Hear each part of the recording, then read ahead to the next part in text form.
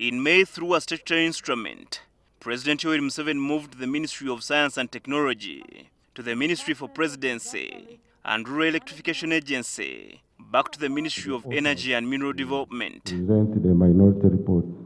However, in the 2021-2022 financial year budget, Parliament had voted 527 billion to Rural Electrification Agency and 265 billion to the Ministry of Science and Technology. To correct this anomaly, a motion was tabled by the Ministry of Finance to move the funds, as directed by the President. The committee recommends that Parliament adopt a motion for resolution of Parliament to authorize the Minister to reallocate Uganda shillings 527 billion to vote 017, Minister of Energy and Mineral Development. Much as the main report of the Budget Committee had entirely supported the President's directive, a minority report by the opposition MPs proposed some amendments. They wanted the 265 billion moved to the Ministry of the Presidency and not State House, as had been directed by the President. The form of government business ought to be handled in formal setups and not in a residency.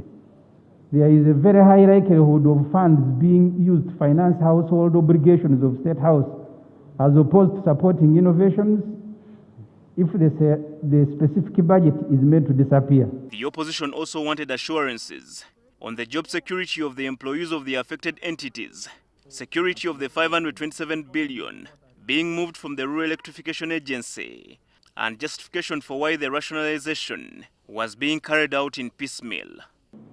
The allocation should not be approved in the absence of revised and approved structures within the votes, inheriting functions and funds of defunct entities, meaning REA and Ministry of Science and Technology.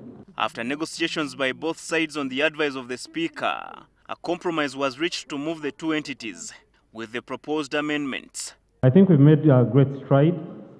Right Honourable Speaker, there was indeed a breakdown on our part in as far as how we move the motion, and we do take cognizance of that, and we take wise counsel from our colleagues on the other side.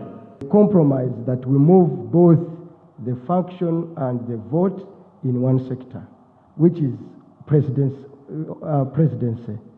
We also agreed, as the Attorney General said, that it is neater for both accountability, because innovation is the whole program under NDP3. We would want the Minister of Public Service to give assurance to the House that any human resource implications will be taken care of, or rather fast-tracked. And we are not going to cause any unnecessary harm to the staff. Nothing will come to the staff that is outside the law. Herbert Ziwa, NTV at Parliament.